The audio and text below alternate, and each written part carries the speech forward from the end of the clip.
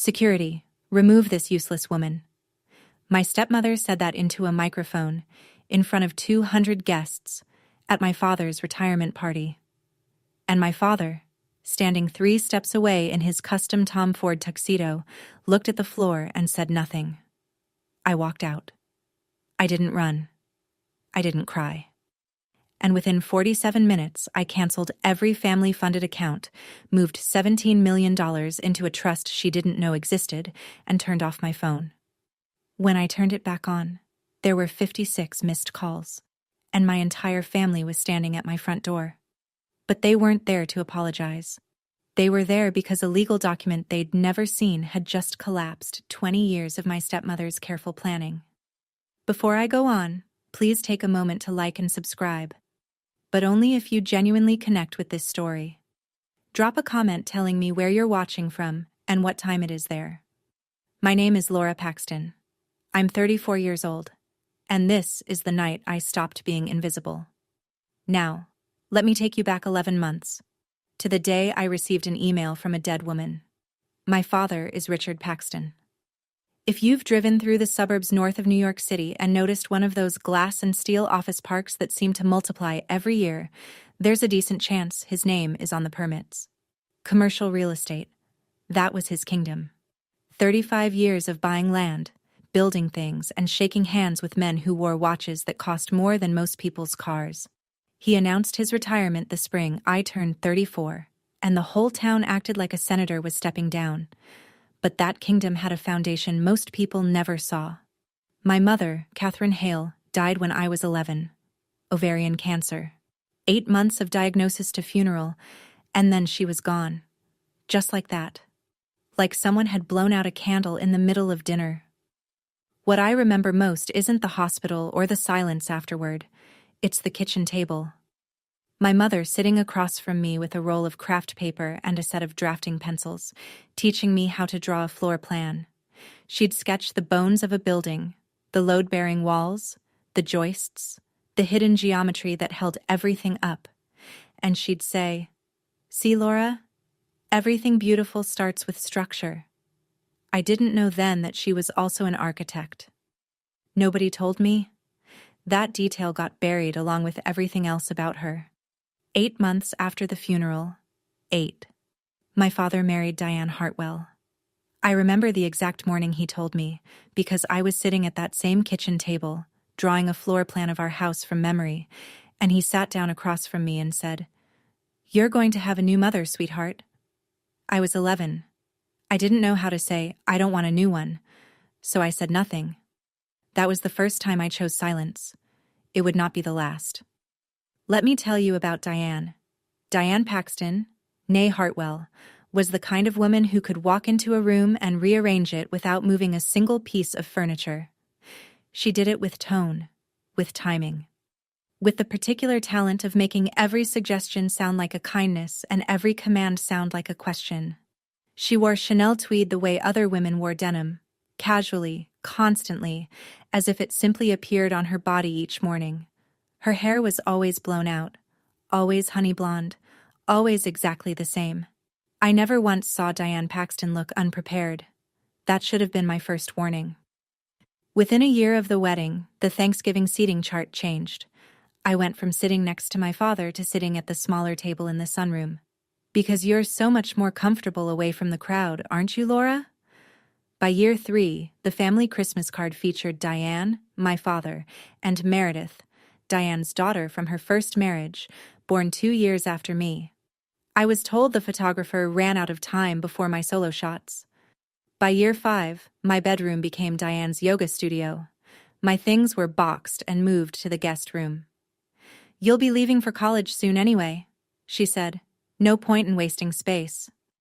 Diane introduced Meredith to people as our daughter. She introduced me as Richard's daughter from before. Before. As though I were a rough draft my father had since revised, and the Cartier love bracelet on her wrist, 18-karat gold, the one my father gave her for their 10th anniversary, I later learned was paid for with money from the family trust. A trust built, in part, on my mother's inheritance. But I didn't know that yet. Not for a long time. I became a restoration architect. If you don't know what that means, I don't blame you. Most people don't, including my family. I restore old buildings, not the glamorous kind, not Manhattan penthouses or Hamptons beach houses. I work on the ones everyone else has forgotten. A crumbling Carnegie Library in Hudson Valley, a 19th century firehouse in the Catskills, a schoolhouse in Beacon with a collapsed roof and 100 years of stories in its walls. I strip back the decay, find the original bones, and bring them back to life. It's painstaking. It's physical. Some days I'm covered in plaster dust and crawling through attic spaces with a flashlight between my teeth. I earn $110,000 a year, which is a perfectly good living, but in the Paxton world, where Meredith's Instagram sponsorship deal was worth $200,000 for posting photos of handbags, my career was a punchline. Last Christmas, at the family dinner I was grudgingly invited to, Meredith announced her latest brand deal while Diane beamed. When the table turned to me, Diane tilted her head and said, "And Laura, have you found anything more stable yet?" As if I'd been job hunting, as if restoration architecture were a phase, like a gap year that had lasted a decade. My father looked at his plate. He always looked at his plate. I drove home that night in my Subaru Outback, 7 years old, 200,000 miles, paid off. Meredith's Mercedes GLC was parked next to it in the driveway when I left. She'd patted my hood on the way in and said, "Cute car. Very you." I didn't answer. I just drove. That's what I'd always done. Drove and swallowed and drove. But what none of them knew was that 6 weeks earlier, the Historic Preservation Society had awarded me their highest honor for the Carnegie Library project. I didn't tell them. I'd stopped offering good news to people who only knew how to diminish it. That project, though, that library, would change everything. I just didn't know it yet. 11 months before the retirement party, I was kneeling on the floor of my apartment in Brooklyn Heights, sorting through a box I hadn't opened in years. It was my mother's box, a battered cardboard thing I'd carried from the Westchester house to my college dorm to my first apartment, and finally here. A third-floor brownstone walk-up with creaky floors and good light. Inside, my mother's leather-bound notebook, a few of her drafting pencils, a photograph of her standing in front of a half-built house with sawdust in her hair, and the biggest grin I'd ever seen. And at the very bottom, beneath a stack of old birthday cards, a sealed envelope I'd never noticed before. It was cream-colored, heavy stock. On the front, in my mother's handwriting, that slanted, confident script I'd recognize anywhere. It said, "For Laura, when she's ready." My hands were shaking when I opened it. Inside was a single sheet of her personal letterhead, and this is the part that stopped my breathing. The letterhead read, "Catherine Hale, AIA, Hale Architecture and Preservation." My mother had been a licensed architect. She'd had her own firm. Nobody had ever told me. Not my father. Not Diane. Not a single person in 23 years. Below the letterhead, in that same slanted hand, "My darling girl, there are things about our family's money I need you to understand when you're old enough. I've made arrangements to protect what's yours. Mr. Aldridge has everything. Find him." Tucked behind the letter was a business card, "Thomas Aldridge, Esquire, Trusts and Estates." I sat on my apartment floor for a long time. Then I opened my laptop and searched his name. Thomas Aldridge was 67 years old and still practicing. His office was in Midtown Manhattan, 12 stops on the subway from my front door.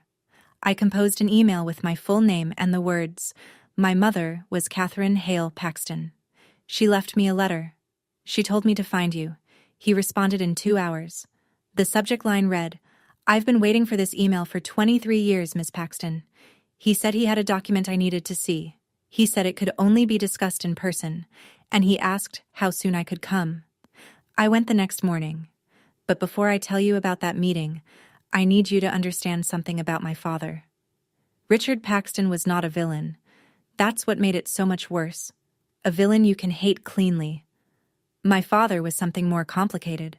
a man who loved me but lacked the courage to show it when it cost him anything. I have one memory I return to more than any other. I was 14.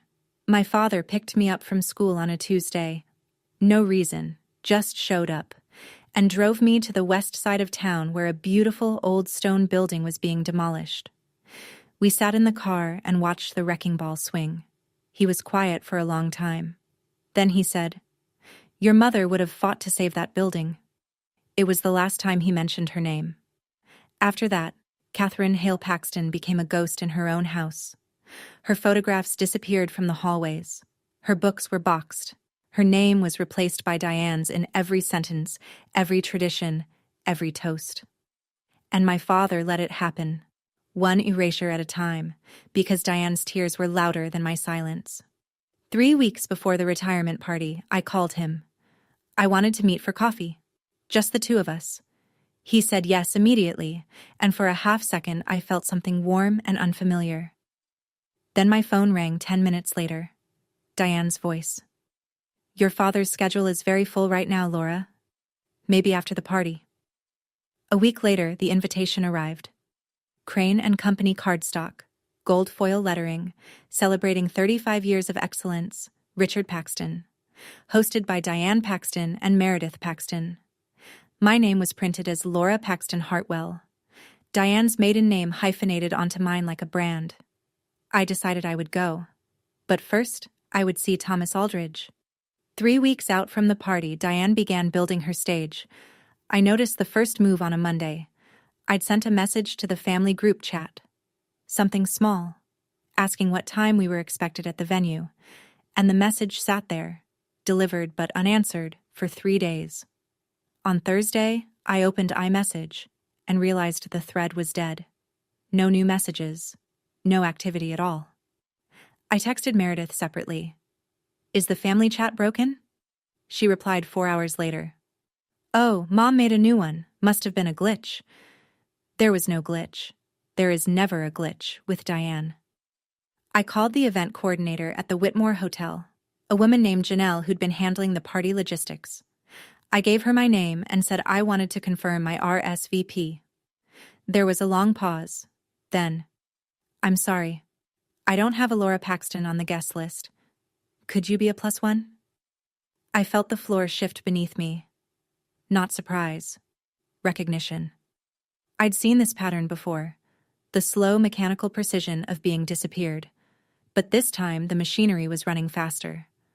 I called Diane directly. She picked up on the second ring. She always did, because Diane never wanted to seem like she was avoiding you. "Laura, what a surprise. I wasn't sure you'd come, given everything." She let the pause hang, a loaded ellipsis implying some shameful condition I should already know about.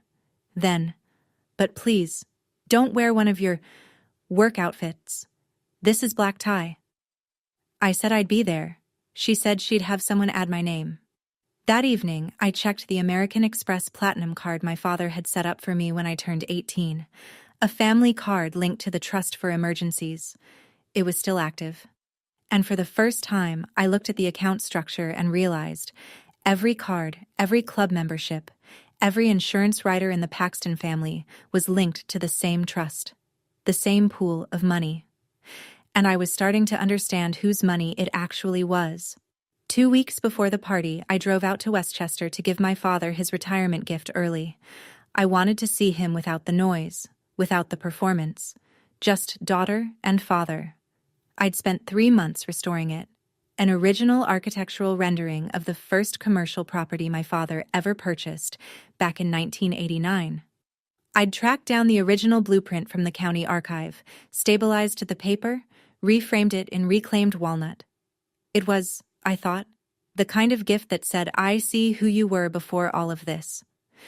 My father opened it in the living room. His eyes went soft. His fingers hovered over the glass. For a moment, he was somewhere else. Somewhere before Diane, before the gold foil invitations and the Chanel tweed. "Laura," he started. Diane appeared in the doorway. She glanced at the framed rendering the way you'd glance at a child's finger painting on a refrigerator. "That's sweet, Laura, but we already have the walls full. Meredith commissioned a portrait of your father. Oil on canvas. By a real artist. My father set my gift down on a side table. He didn't fight for it. He never fought for anything that was mine. Diane guided him toward the kitchen. I stood alone in the living room and looked up at the fireplace. Above the mantel hung the portrait Meredith had commissioned. Oil on canvas, gilt frame. It showed my father seated in a leather chair.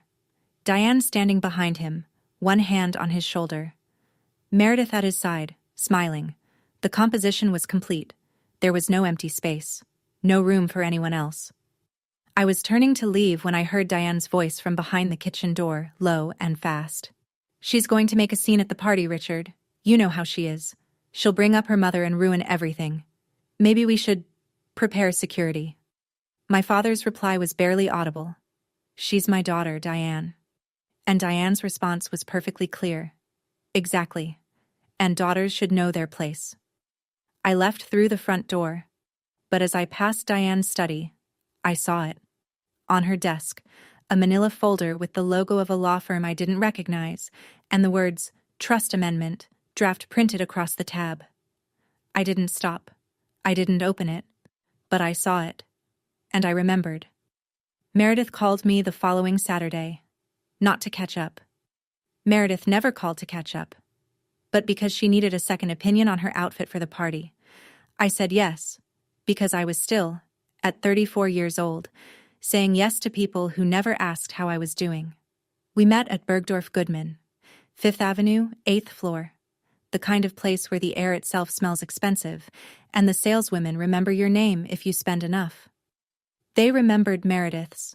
She tried on 7 dresses in 90 minutes, an Oscar de la Renta in ivory silk, a Valentino in deep red, a beaded Marchesa that cost more than my monthly rent. Each one was brought out on a velvet hanger by an associate named Claire, who called her Miss Paxton and treated her like minor royalty. The total hovered somewhere above $12,000. Meredith didn't blink. She handed over a black card, linked, like everything, to the family trust, and Claire whisked it away with a smile. When I stepped to the counter to pay for a pair of shoes, simple, black, $200 from my own account, Claire looked at my card, then at me, and said, "And you are?" Meredith laughed. Not cruelly exactly. Worse. Absently, like the answer was obvious. She's my half-sister. She restores old buildings, like, physically, with her hands. The way she said it. With her hands. As if labor were a quaint little hobby. As if the blisters and the plaster dust and the 100-year-old beams I'd saved from collapse were somehow less real than a $12,000 dress charged to someone else's money. On the drive home, Meredith delivered the message I'd been waiting for. "Laura, Mom thinks you shouldn't give a speech at the party. It's better if you just attend. You know Dad doesn't like being emotional in public." I didn't answer. I just drove. That's what I'd always done. Drove. And swallowed. And drove. Meredith's Jimmy Choo bags rustled softly in the back seat. My single Nordstrom rack bag sat on the floor, tucked between my feet at a red light like something trying not to take up too much space. 1 week before the party, I had lunch with a woman named Ellen Marsh. Ellen had been my mother's closest friend, one of the few people in my life who still said Catherine's name out loud, naturally, as if she were a real person and not a footnote. We met at a French bistro on the Upper East Side, the same one my mother used to take me to for Sunday brunch when I was small. White tablecloths, copper pots on the wall, a waiter who still remembered that Catherine ordered the croque madame every time. I ordered the same. Ellen was quieter than usual. She kept rearranging her silverware. Finally, halfway through her second glass of Sancerre, she said it. "Laura, is it true you were let go from your job?" I put down my fork. "Who told you that?" "Diane, at the Garden Club luncheon last week. She said you've been struggling. No stable income, relying on your father," she said. Ellen paused, clearly uncomfortable.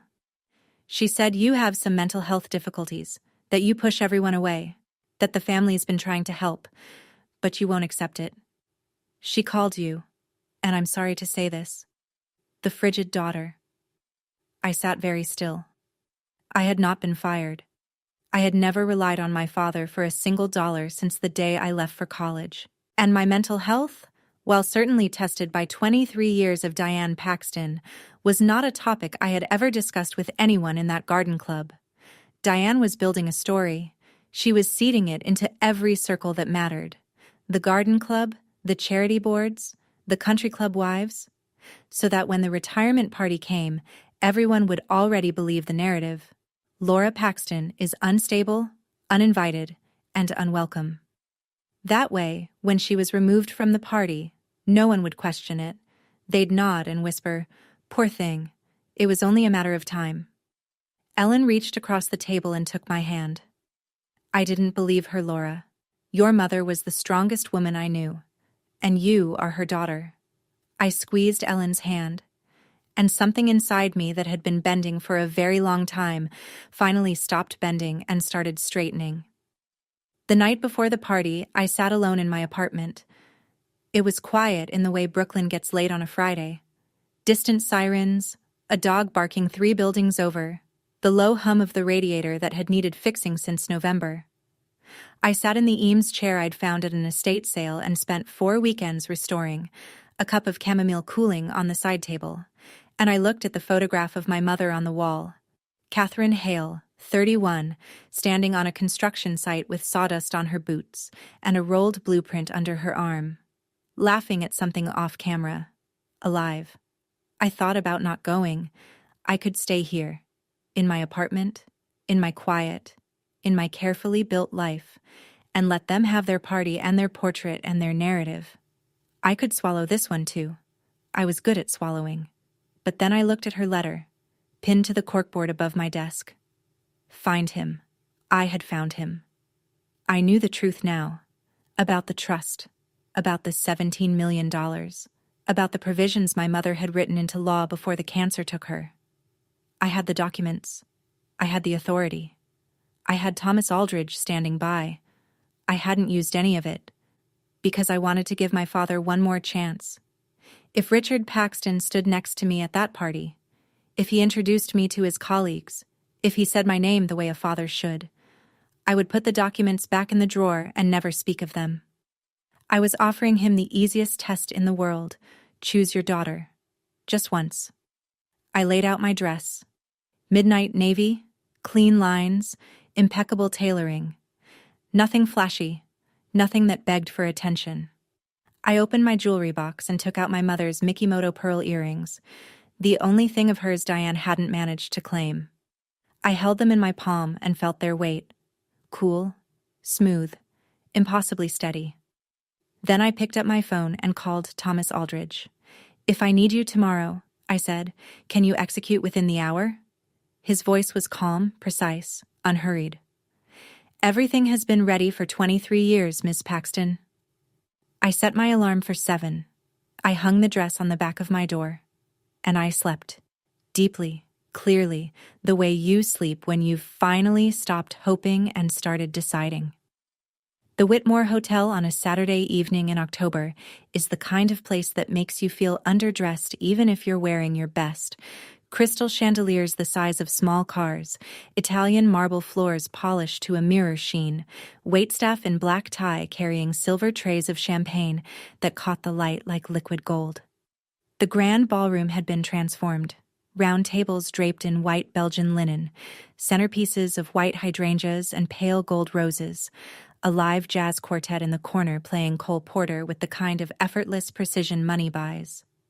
200 guests, business partners, golf friends, Westchester socialites, people whose last names appeared on hospital wings and university endowments, milled and murmured and clinked glasses beneath a banner that read, "Cheers to Richard Paxton, 35 years of building legacy."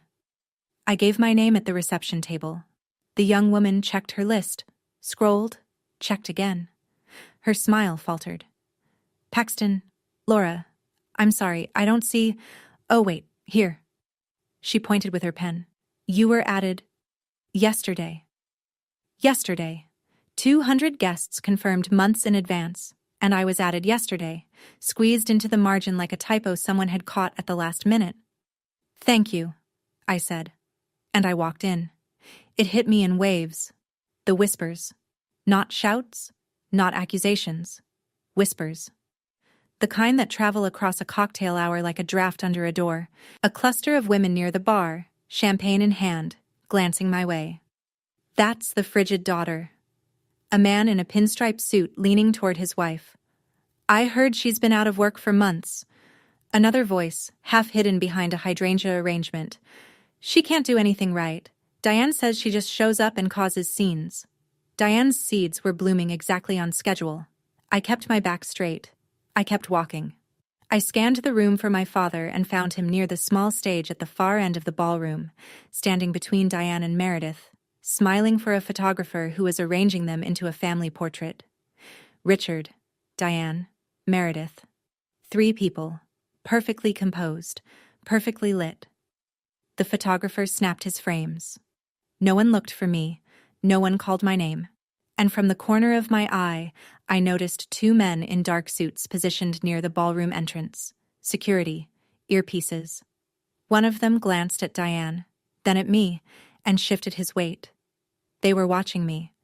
They'd been told to watch me. I made my way across the ballroom. It's a strange thing, walking through a crowd that's been primed to see you as a problem. Every smile felt like a flinch. Every turned shoulder felt deliberate. I passed a table of my father's former business partners, men I'd known since childhood, and not one of them said hello. Diane's narrative had done its work. I wasn't Richard Paxton's eldest daughter anymore. I was the cautionary tale they'd been briefed on. I reached the small circle around my father. Richard saw me first. His face did something complicated. A flicker of warmth, quickly followed by something that looked like panic. He opened his mouth. But before the words came, Diane's hand was on his shoulder, her fingers pressing into the fabric of his tuxedo like a leash pulled taut. "Laura," he managed. "Glad you could make it." 5 words. The same 5 words you'd say to a colleague you barely recognized. Diane turned to face me. She was radiant. Cream silk gown, hair swept up, diamonds at her throat. That particular smile she wore when she was about to draw blood. Her voice was pitched just loud enough for the circle of 15 people around us to hear every syllable. "Laura, what a surprise. I wasn't sure you'd come, given everything." She let the pause land, her eyes sweeping the group as if inviting them to fill in the blank with whatever rumor they'd already been fed. Then, softer, almost tender. "Well, just don't make it about yourself, okay? Tonight is about family." Family. The word landed like a slap. Meredith appeared at Diane's elbow, fresh from somewhere. A new Tiffany necklace at her collarbone, $8,000 of platinum and diamonds catching the chandelier light. She looked at my dress with the specific kind of smile that is actually an inventory. "Laura, love the dress. Is that from last season?" I let it pass. I had not come for Meredith. I looked at my father. "Dad, can I talk to you for a moment? Alone?" Richard's eyes moved toward me. I saw it. The instinct. The flicker of yes. His body leaned half an inch in my direction. Then Diane's hand tightened on his arm. "Richard, the Hendersons are waiting. You can talk to Laura later." Her voice was silk over steel. My father straightened. Looked at Diane. Looked at me. And then he turned and walked toward the Hendersons, Diane guiding him like a rudder. I stood alone in the middle of 200 people. An older woman I didn't recognize walked past, paused, and said to her companion, "Not quietly enough." Poor thing. Diane told me she's been struggling. Such a shame. Her mother was wonderful. Her mother was wonderful. Yes, she was. And she left me more than anyone in this room understood. I need to take you back now, 3 weeks before that party, to a Tuesday afternoon in Midtown Manhattan. Thomas Aldridge's office was on the 14th floor of a pre-war building on Madison Avenue. The elevator was slow, the hallway was dim, and the door was solid oak with a brass nameplate that hadn't been updated since the 90s. Inside, it looked exactly the way you'd imagine a trust attorney's office would look if he'd been practicing for 40 years and saw no reason to redecorate. Floor-to-ceiling bookshelves, leather-bound volumes of estate law, a mahogany desk buried under neatly stacked files. And on the wall behind his chair, a framed photograph of my mother. Younger than I'd ever seen her, standing in front of a building with a hard hat and a grin. Aldridge was 67, silver-haired, deliberate. He spoke the way careful lawyers speak. Every sentence weighed before it was released. "Your mother retained me in 2003, he said, when she first learned about the cancer. She wanted to ensure that her assets, specifically the inheritance she brought into the marriage from the Hale family, would be protected for you." He placed a document on the desk between us. 40 pages, leather-bound, my mother's signature in blue ink on the final page. The trust agreement of 2004.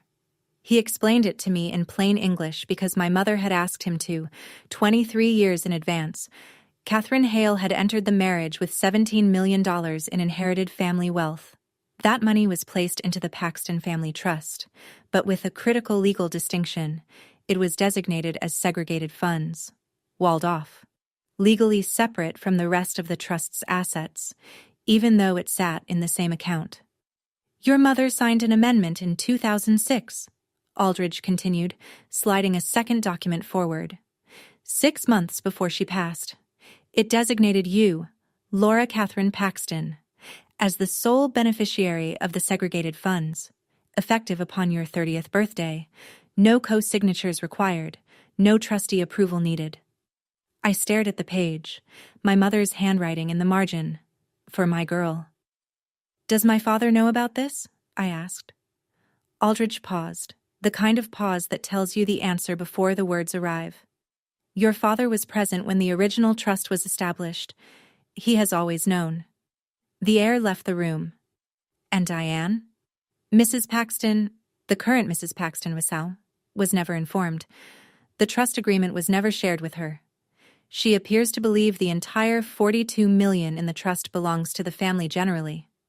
He folded his hands. "She's been contacting my firm and the fiduciary manager, a woman named Rebecca Stone, requesting access to the trust provisions."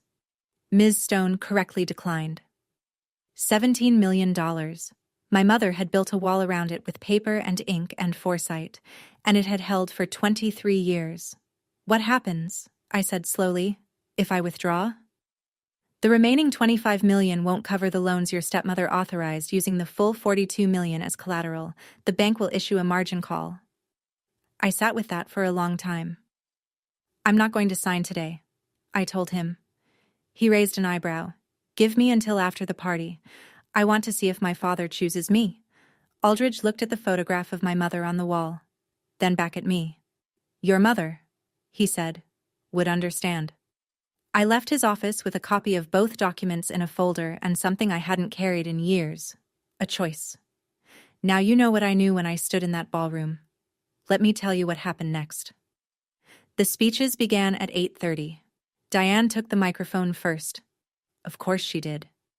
She stood on the small stage in her cream silk gown, diamonds blazing under the spotlights, and delivered a speech that was, by any measure, flawless. She thanked the guests, praised Richard's 35 years of work, called Meredith up to the stage for an embrace that drew a collective awe from 200 throats. She spoke about family, about loyalty, about the people who truly make a house a home. She did not say my name. She did not look at me. Catherine's name was not mentioned once. When the applause faded, I stood up. I wasn't going to make a speech. I just wanted to walk to the front, hand my father his gift. A small velvet box containing a brass compass I'd painstakingly restored, the same one my mother had given him when they were young and in love, engraved with her initials, CH, and say something quiet, something private, something that was ours. I was 10 steps from the stage when Diane saw me coming. Her expression didn't change. That's the thing I remember most. How controlled she was. She leaned into the microphone, and in a voice as clear and calm as a dinner bell, she said, "Security." The ballroom murmured. Heads turned. Then she said it. Every word precise. Every syllable designed to carry. Please remove this woman. She wasn't invited and she's causing a disruption. 200 people went silent. The jazz quartet stopped. Even the bartender paused mid-pour. Every pair of eyes in that room swiveled to me, standing alone in the center aisle, holding a small velvet box, wearing my mother's pearls. I looked at my father. Richard Paxton was 3 steps from the microphone, 3 steps from his wife, 3 steps from his daughter. He looked at Diane. He looked at me. And then he looked down at the floor. He said nothing. The 2 security guards materialized on either side of me. The one on my left spoke quietly. "Ma'am, we've been asked to escort you out." The room watched. Some looked away. Some didn't. Meredith, near the stage, had her phone up. Filming, I realized. Filming her sister being removed from their father's retirement party. I set the velvet box on the nearest table. I did not throw it. I did not slam it. I placed it gently, the way you'd set down something you loved and were leaving behind. Then I looked at my father one last time and said, not loudly, not with anger, just clearly enough for the people nearby to hear. "I came for you, Dad. Not for her. But I see your choice." I turned. I walked toward the exit. Back straight. Eyes dry. My mother's Mikimoto pearls catching the last of the chandelier light as I passed through the double doors and into the lobby. Behind me, I heard Diane's voice return to the microphone. "I'm so sorry about that, everyone. Now, where were we?" The jazz quartet started up again before the doors closed behind me. The October air hit me like cold water. I stood on the front steps of the Whitmore Hotel. Marble steps, smooth and pale under the street lamps, and listened to the muffled music bleeding through the walls behind me. Cole Porter. Laughter. The clink of champagne glasses. A world continuing without interruption, as if a woman hadn't just been marched out of her own father's celebration by 2 men in earpieces. I sat down on the top step. The stone was cold through the fabric of my dress. I could see my breath in the air. Inside, the ballroom glowed warm and golden through the floor-to-ceiling windows. Outside, the light was blue-white and thin, the kind of light that makes everything look honest. I looked at my reflection in my phone screen, my mother's pearl earrings, my own face, composed, steady, but underneath it, something cracking along a fault line that had been there since I was 11 years old. I gave myself 60 seconds. 60 seconds to feel it, all of it. The humiliation, the silence where my father's voice should have been. The knowledge that 200 people had watched me be erased and then gone back to their champagne. 60 seconds for every swallowed word, every Christmas at the small table, every time I'd driven home and told myself it didn't matter. Then I stood up. Because my mother didn't raise me to sit on other people's steps. I pulled out my phone and called Rebecca Stone. She picked up on the first ring. I'd warned her this call might come tonight. "Rebecca, this is Laura Paxton. I'm ready to proceed with the segregated fund transfer. Tonight." Her voice was steady, professional, unsurprised. "I'll need your digital signature and the authorization code from Mr. Aldridge. I can execute within 45 minutes of receiving both." "You'll have them in 10. I hung up. The ballroom music swelled behind the glass doors. I didn't look back. I learned what happened inside the ballroom afterward, from Ellen Marsh, who stayed through the end and remembered everything. Diane returned to the microphone as if nothing had occurred. She smoothed her speech the way she smoothed everything, with a light hand and an iron will. "Family is about loyalty," she told the room, her voice warm and certain. "And tonight, we celebrate a man who built everything from nothing." From nothing. As if $17 million of Catherine Hale's inheritance were nothing. As if the foundation beneath the foundation didn't exist. The room applauded. The champagne flowed. Meredith posted her Instagram story from the stage, a close-up of her and Diane, cheek to cheek, with the caption, "Family first." No mention of the sister who'd been escorted out 5 minutes earlier. Ellen told me that a few guests shifted uncomfortably in their seats after I left. A woman at table 6 leaned toward her husband and whispered, "That didn't feel right." A retired judge named Harold Forster set down his champagne flute and didn't pick it up again. But no one spoke. No one stood. That's the thing about rooms full of polite people. Politeness is just another word for complicity when someone's being dragged out in front of you. Richard sat at the head table. He didn't eat. He didn't speak during the toast his business partner offered. Ellen said he kept looking at the velvet box I'd left behind, sitting on a table near the aisle, untouched, like a small monument to something broken. He didn't open it. Diane leaned over to a man Ellen recognized as one of Richard's real estate partners and said, quietly, but not quietly enough, "Laura has always been difficult. Catherine spoiled her, but we've tried our best." The narrative held. The room believed. The party continued. And while they danced and drank and told themselves everything was fine, I was sitting in my car in the hotel parking lot, about to press a button that would change all of it. My laptop was already in the car. I'd brought it that evening the way a surgeon brings a scalpel, hoping not to use it, prepared if she had to. I opened it on the passenger seat. The screen lit the interior of my Subaru in pale blue light, while the parking lot of the Whitmore Hotel stretched dark and quiet around me. Inside the building, 200 people were dancing. Out here, it was just me and a Wi-Fi hotspot, and 23 years of silence finally reaching their limit. I dialed a conference call. Thomas Aldridge picked up first, then Rebecca Stone. "Authorization code," Aldridge said. He read it off. 12 alphanumeric characters, calm and precise, as if he were reading a weather report. "This authorizes the transfer of segregated funds from the Paxton Family Trust to the Laura Paxton Irrevocable Trust, per the Trust Agreement of 2004 and Amendment of 2006. Rebecca confirmed receipt. "Ms. Paxton, I'll need your digital signature on the DocuSign document I'm sending now." My phone buzzed. I opened the email, read every line, because my mother taught me that everything beautiful starts with structure, and signed. "Processing," Rebecca said. "Estimated completion, 45 minutes. While I waited, I did the rest.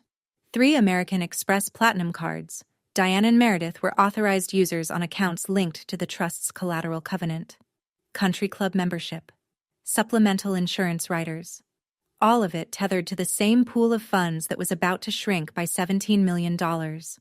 When the trust balance dropped below the covenant threshold, the bank's automated system would freeze every linked account. I wasn't canceling anything out of spite. I was watching arithmetic do what arithmetic does. At 9:47 p.m., Rebecca called back. "Transfer complete, $17,042,316.78. The funds are in your trust, Ms. Paxton." I closed my laptop. I sat in the dark for a moment and listened to my own breathing. Then I turned off my phone, started the engine, and drove home to Brooklyn. When I turned my phone back on 40 minutes later, there were 12 missed calls. By the time I set it on my kitchen counter, the number was 29. By the time I finished making tea, it was 56. 56 calls. They hadn't called me 56 times in the last 23 years combined. Here's what 56 calls sound like from the other end. At 9:52 p.m., 5 minutes after the transfer cleared, Meredith tried to buy a round of drinks for her friends at the ballroom bar. Her Amex was declined. She laughed, embarrassed, and pulled out a second card. Declined. A third. Declined. The bartender's smile went stiff. Meredith's cheeks went red. At 9:58 p.m., Diane's phone buzzed with a notification from the fiduciary firm. The kind of notification that arrives in bold type with the word urgent in the subject line. Action required. Significant asset movement in Paxton Family Trust. Please contact your account manager immediately. Diane stepped away from the dance floor. She called Rebecca Stone directly. Rebecca, professional, neutral, bound by fiduciary protocol, said, "A beneficiary has exercised their right to withdraw segregated funds under the original trust agreement.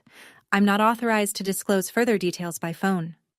Ellen told me later that she watched the color drain from Diana's face in real time.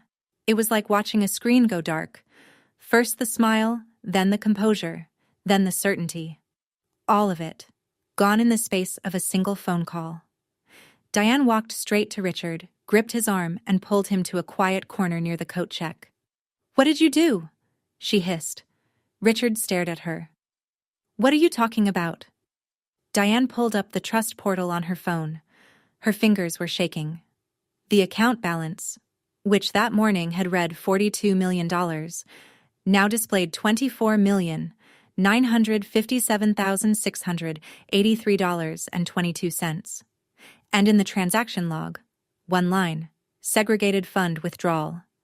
Beneficiary, Laura C. Paxton. Richard's face went gray.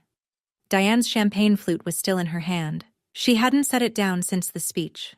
Her fingers were trembling around the stem, and for the first time in 23 years, the woman who controlled every room she entered looked like she'd lost the floor beneath her feet.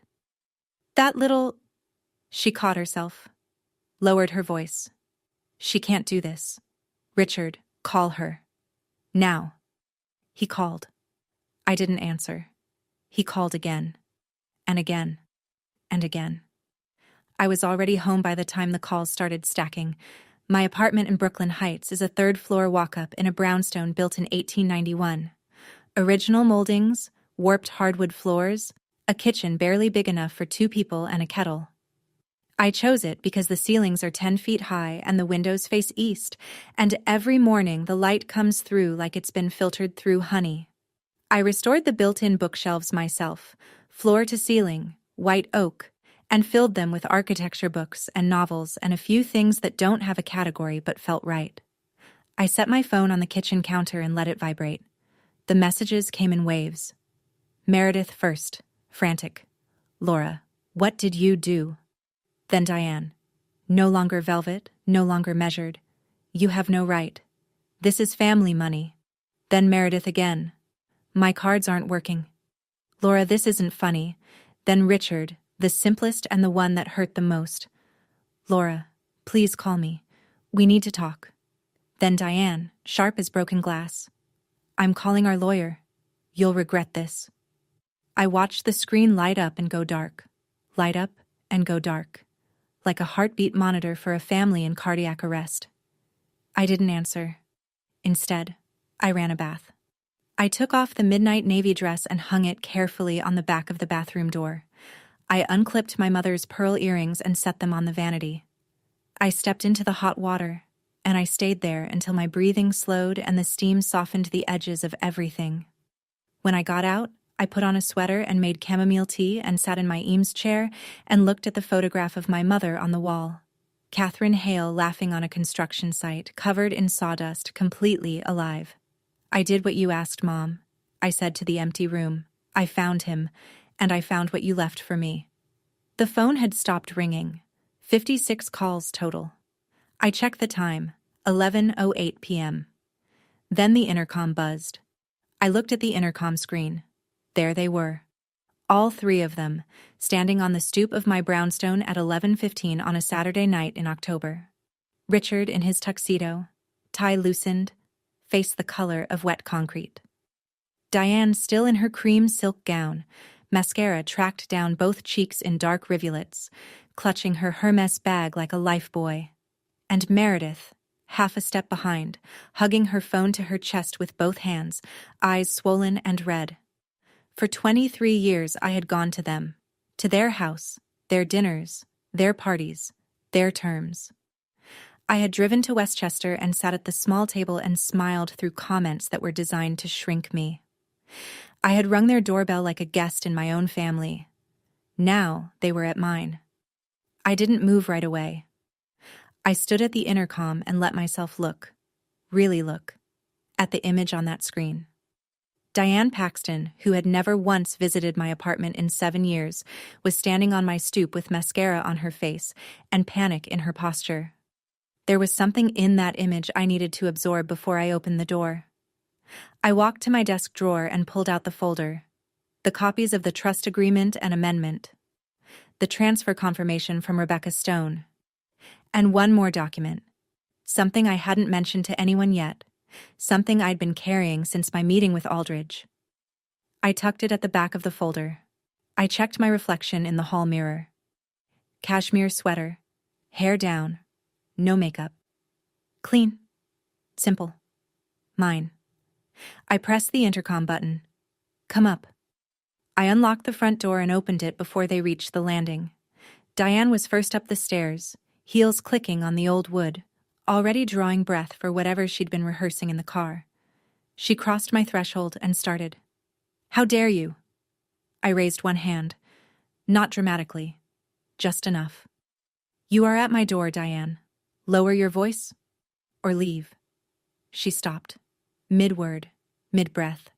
It was, I think, the first time in 23 years that anyone had said no to Diane Paxton on a doorstep. She looked at me as if I'd spoken a language she didn't know I understood. I stepped aside. Come in, but I'll be the one talking tonight. They sat in my living room the way people sit in a doctor's office when the news is already bad. Richard took the armchair by the window, the one I'd reupholstered in olive linen last spring. He looked shrunken inside his tuxedo, a man built for conference rooms now compressed into a Brooklyn apartment that smelled like chamomile and old books. Diane stood. She refused to sit. Standing was control, and she wasn't ready to give that up. Meredith perched on the edge of the sofa, arms crossed, phone clutched in one hand, not looking at anyone. Diane fired first. You stole from this family. That money belongs to your father. I opened the folder on my coffee table. I didn't rush. I didn't raise my voice. I'd spent my career uncovering the original structures of buildings, finding the load-bearing walls beneath decades of bad renovations, and that's exactly what I was going to do now. That money, I said, $17 million, never belonged to my father. I slid the trust agreement across the table. 40 pages. Leather-bound. My mother's signature in blue ink. It belonged to my mother, Catherine Hale Paxton, your predecessor. The room contracted.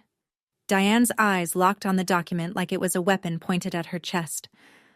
The trust agreement of 2004, I continued, drafted by Thomas Aldridge, executed by my mother before her diagnosis progressed. It designates $17 million, her family inheritance from the Hale estate, as segregated funds within the Paxton Family Trust, legally separate, walled off. Mine. Diane's voice came out thin. That's a fake. Richard, tell her. She turned to my father. Richard was staring at the document on the table. He didn't look up. He didn't deny it. The silence in the room was the loudest sound I'd ever heard. You knew, I said. Not a question. Didn't you, Dad? My father's throat moved. His hands gripped the arms of the chair. When he spoke, his voice had the cracked quality of something that had been sealed shut for a very long time. Your mother. She set it up before she got sick. I should have told you. Diane turned to Richard as if she'd been struck. You knew? He said nothing. But his silence was its own confession. 23 years of it, finally audible. I placed the second document on the table. Amendment of 2006, signed by my mother 6 months before she died. It names me Laura Catherine Paxton as sole beneficiary of the segregated funds, effective on my 30th birthday. No co-signature, no trustee approval. I'm 34. I exercised my legal right tonight. I sat back. The documents lay between us on the coffee table, between my cup of chamomile tea and Diane's trembling hands. I didn't steal anything, Diane. I reclaimed what was always mine. The documents are right here. You're welcome to read them. Diane read fast. I watched her eyes scan the pages, flipping, searching, looking for the crack, the loophole, the mistake. She didn't find one. My mother had been meticulous. Aldridge had been meticulous. 23 years of legal architecture built to hold. When Diane looked up, she'd shifted tactics. The fury was gone, replaced by something I'd seen 100 times. The quiver in the chin, the careful widening of the eyes, the trembling hand pressed to her collarbone. Victim mode, her most practiced performance. Richard, she breathed, turning to my father, she's tearing this family apart. After everything I've done for this family, for her, I cut her off. Not with volume, with information. Speaking of what you've done, Diane, I know about the trust amendment you've been drafting. The performance collapsed. It was instantaneous, like watching a mask crack down the center.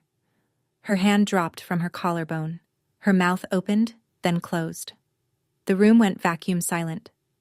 3 weeks ago, I said, I was at the house. I saw the folder on your desk. A draft amendment from a law firm, designed to remove me as beneficiary of the segregated funds and transfer them to Meredith. Meredith's head snapped up. What? I also confirmed with the fiduciary firm that you've been calling them repeatedly, requesting access to my mother's trust provisions, details that Rebecca Stone correctly refused to share with you because you have no legal standing to receive them. Diane abandoned the tears. What replaced them was something rawer, genuine anger, stripped of all the silk. So what? That money's been sitting there for 20 years doing nothing. Meredith deserves it more than you. At least, she contributes to this family. Mom, stop. Meredith's voice was small but sharp, a crack in a wall I hadn't expected. Diane didn't hear her, or chose not to. I looked at my sister, then back at Diane. Meredith deserves what exactly? $17 million that my mother earned?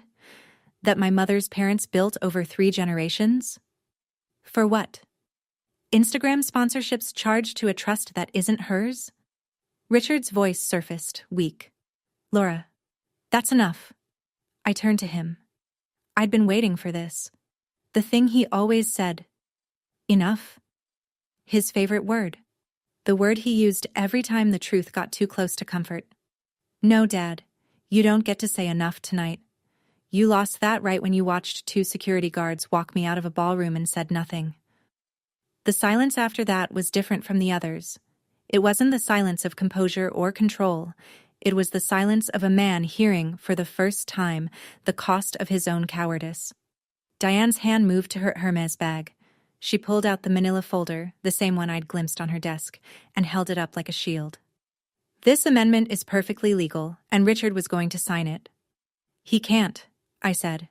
The segregated funds are already in my name. They have been since 2006. That amendment was drafted to alter something Diane had no authority over, for assets she had no claim to, using a provision that doesn't exist. Your lawyer should have told you that, unless you didn't give them the full picture. Diane stared at me. The folder trembled in her hand, a weapon that had turned to paper. I let the silence hold for a moment. Then I explained what was going to happen. Not with emotion, not with satisfaction, but the way I'd explain load calculations on a restoration project. Facts, structure, arithmetic. When I withdrew the $17 million tonight, the trust balance dropped from $42 million to $25.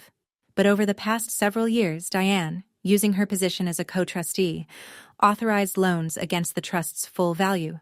Real estate leverage.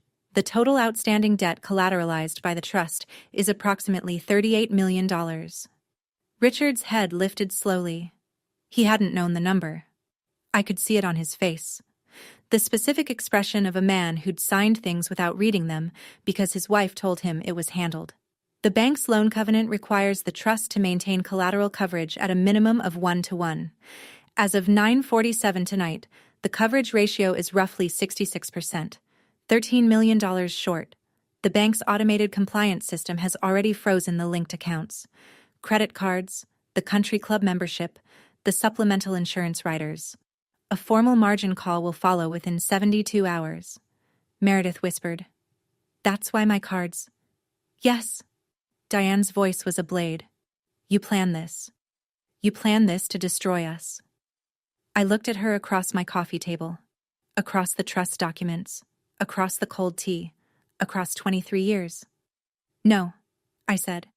I plan to come to my father's party, give him a compass that belonged to my mother and Hope, for one evening, to feel like his daughter. You planned a public humiliation. You planned to have me removed by security. You planned a fraudulent amendment to take my inheritance. I simply stopped waiting for you to do the right thing. Then I reached into the folder and pulled out the last document. The one I'd been carrying since my meeting with Aldridge. The one I hadn't shown anyone. It was an email. Printed on plain paper. sent 6 months earlier from Diane's personal account to her attorney, and accidentally CC'd to Thomas Aldridge, whose email address was still on file as the trustee of record in the firm's system. I read it out loud. Every word. We need to move quickly before Laura finds out about Catherine's trust provisions. Richard doesn't have the spine to stop us. The room went airless. Richard reached for the printout. He read it once, then again. Then he set it down on the table and looked at his wife as if he were seeing her for the first time. Not the woman in cream silk who organized his life and managed his schedule and told him when to smile, but the woman who had written Richard doesn't have the spine in a sentence designed to steal his dead wife's money from his living daughter. "Diane," he said. His voice was barely audible. "Is this real?" She didn't answer. She didn't need to. Her face answered for her. The specific, unmistakable expression of someone caught not in a lie, but in the truth. "That's not revenge," I said quietly. "That's arithmetic. And that," I nodded at the email on the table, "is who she is." What happened next was the sound of a structure failing, not all at once, not the dramatic collapse you see in movies. The slow kind, the kind I've seen in my work 100 times, when a building has been standing on a compromised foundation for decades, and one day a single beam gives way, and everything above it shifts. Diane reached for the email printout, as if taking it off the table could undo the words. Richard pulled it back. She pivoted. And there it was again, the chin quiver, the glistening eyes, the hand at the throat. "She's manipulating you, Richard. Just like Catherine always did." My father stood up. In 23 years, I had never seen Richard Paxton stand up against Diane. He'd yielded, he'd deferred, he'd looked at his plate and let silence do the work of agreement. But something in that sentence, just like Catherine, hit a wall inside him that even he didn't know was still standing. "Don't," he said. His voice was shaking, but the words were stone. "Say, her, name." Diane stopped. Her mouth was open. No sound came out. For perhaps the first time in their marriage, she had no response prepared, because she had never imagined she'd need one. Meredith stood slowly from the sofa. Her face was blotchy and wet, but her voice was steadier than either of her parents. "Laura," she said, "I didn't know about the trust, the amendment, any of it."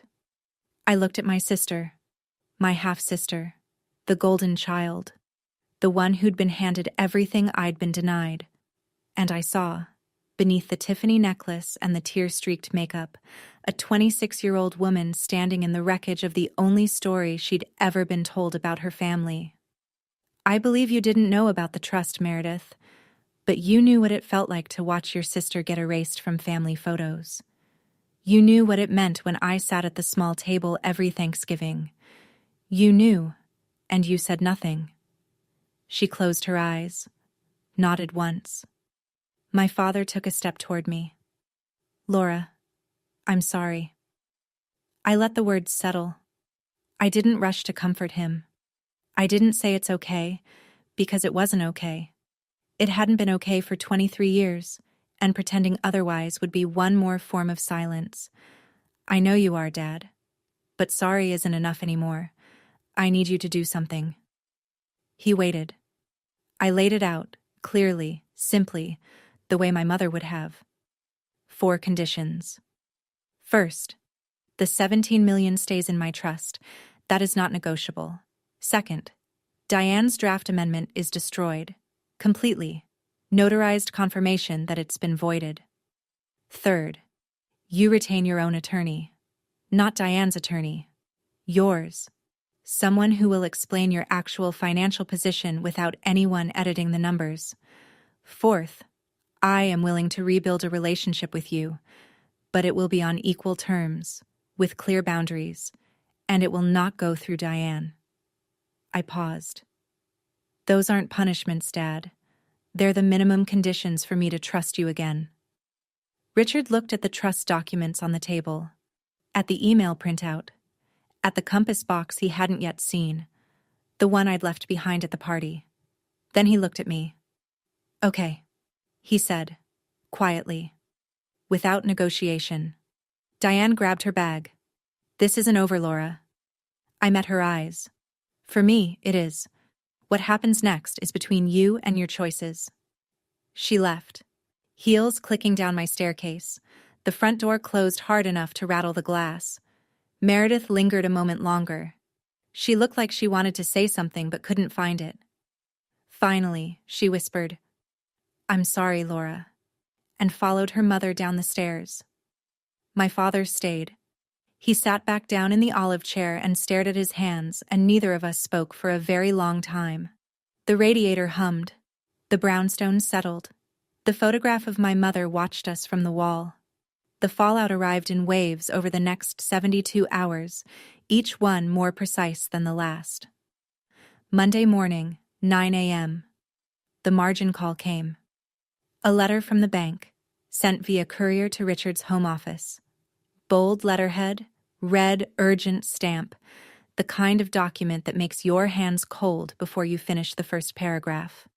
The Paxton Family Trust was $13 million below the required collateral threshold. Richard had 60 days to either inject additional capital or liquidate assets. 2 commercial properties, an office complex in White Plains and a retail center in Stamford, would need to be sold. Richard hired his own attorney that same afternoon. Not Diane's lawyer, his own. A woman named Patricia Holt from a mid-sized firm in Manhattan, recommended by a colleague Diane had never met. Patricia pulled the full financial records of the trust, something no one had done independently in over a decade. What she found was the second detonation. Over the past 15 years, Diane had authorized approximately $2.3 million in withdrawals from the trust's operating account, categorized in the records as family expenses. Patricia's audit revealed they were anything but. Personal shopping, first-class travel, spa retreats, Meredith's lifestyle costs, a down payment on a vacation property in the Berkshires that was titled solely in Diane's name. None of it had been approved by the trustee of record. None of it had been disclosed to Richard. All of it constituted a breach of fiduciary duty under the trust's governing documents. Diane was given a choice: repay the $2.3 million through a structured plan or face civil liability and potential removal as co-trustee. The country club membership remained frozen. The insurance riders lapsed. Meredith's credit cards stayed dark.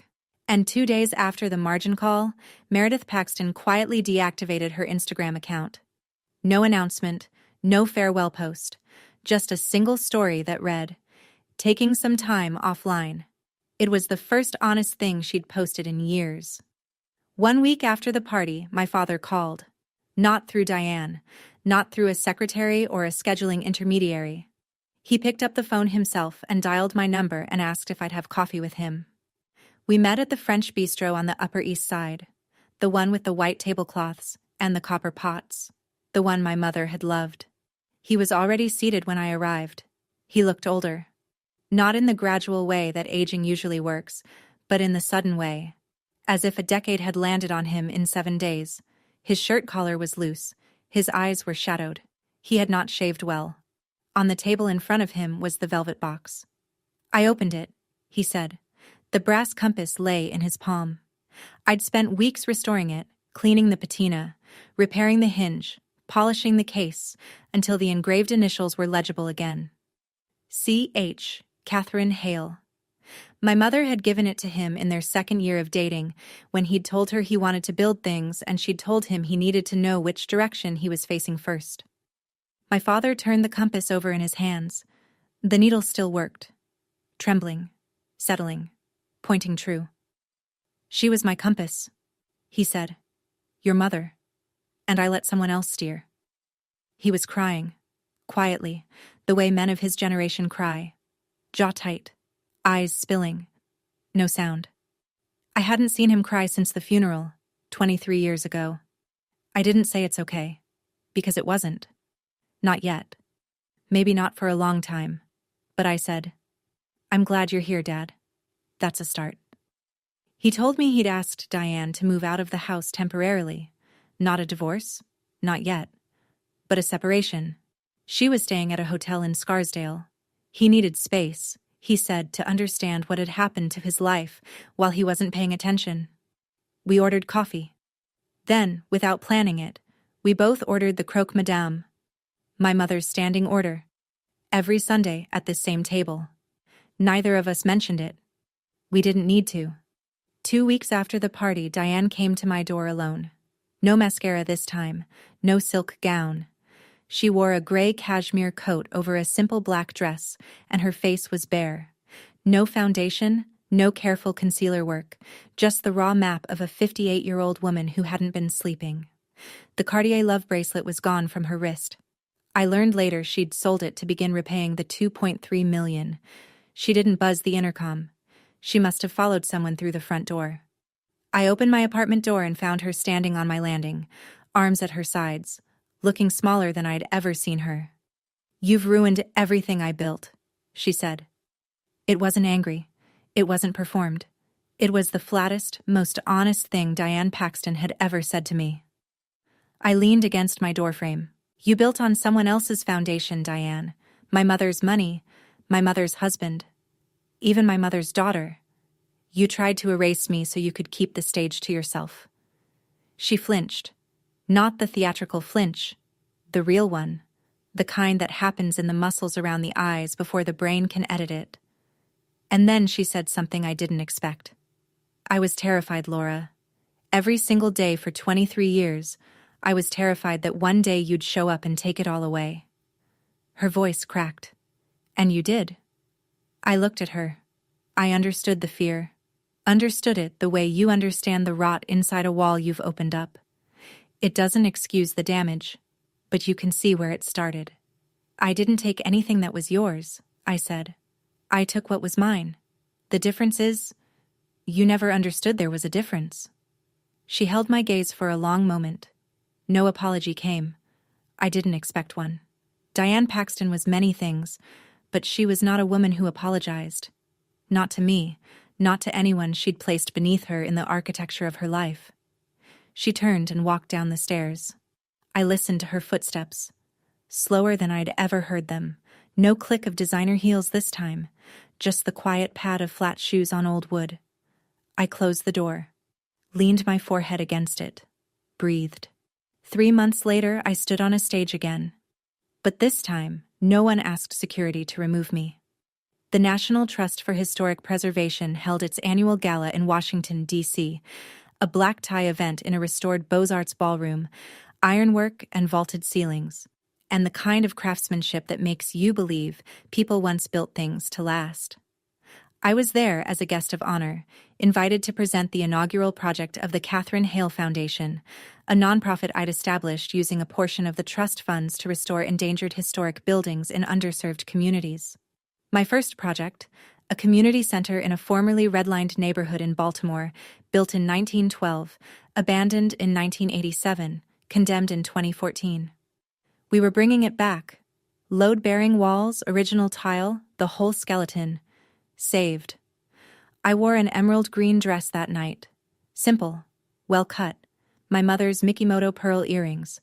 Behind me on the screen, in letters 6 feet tall, the Catherine Hale Foundation. Preserving what matters. My father was in the audience, front row. He'd driven down from Westchester alone. No Diane beside him, no entourage, just Richard Paxton in a navy suit, sitting upright, watching his daughter speak. I talked about buildings, about the ones everyone walks past without seeing, about the ones that get condemned because it's easier to tear something down than to do the hard, slow, unglamorous work of finding out what's still good underneath. I talked about my mother, an architect I never knew was an architect, who built things that held for decades because she understood that everything beautiful starts with structure. When I finished, the room stood. My father stood first. Afterward, he found me near the coat check. He was holding something. A flat, rectangular package wrapped in brown paper. I opened it and went still. It was the architectural rendering I'd given him at the retirement party. The original blueprint of his first building, the one I'd restored from the county archive.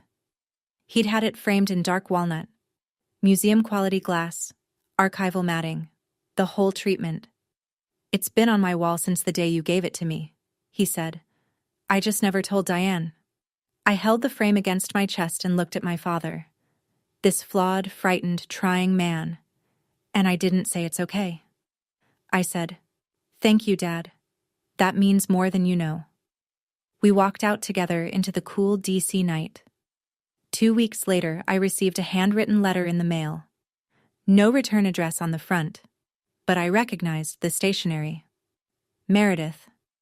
3 pages front and back, in careful handwriting. An apology. Not the performative kind, not the kind that explains itself away, but the raw, stumbling, honest kind that a 26-year-old writes when she's seeing her life clearly for the first time.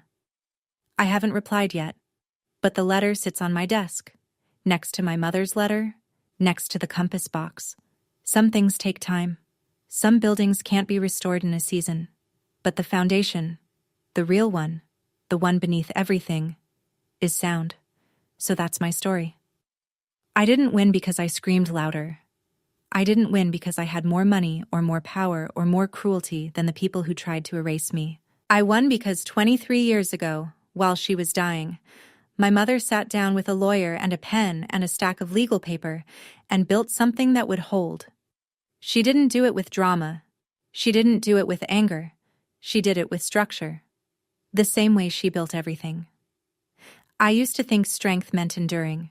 Showing up to every dinner, sitting at the small table, driving home in silence, swallowing whatever was served and calling it family. I thought if I was patient enough, quiet enough, good enough, someone would eventually see me. No one was going to see me. Not because I was invisible, but because the people around me had decided that my invisibility was convenient. And the only person who could change that was the one standing in the mirror. If you're listening to this and you recognize something, the whispers, the exclusion, the way your name gets misspelled on purpose, the way your accomplishments get met with silence while someone else's get a standing ovation, I want you to know, you're not crazy. You're not too sensitive. You're not the difficult one. And you do not have to set yourself on fire to keep someone else warm. My mother left me a letter. It said, "Find him." And what I found wasn't just a lawyer or a trust document or $17 million. I found the thing she'd really been protecting all along, my right to take up space. Thank you, Mom, for the letter, for Mr. Aldridge, for the pearls, for teaching me that some buildings are worth saving, including the one I live in. Before you go, if this story reminded you of someone you love, or someone you need to set a boundary with, share it with them. Not as a weapon, but as a mirror. And if you've ever had to choose between keeping the peace and keeping your dignity, tell me in the comments. Tell me which one you chose. I read every single one. There are more stories like mine in the description below. If you're still here, if you stayed through all of it, you're exactly the kind of person who needs to hear them. Thank you for listening.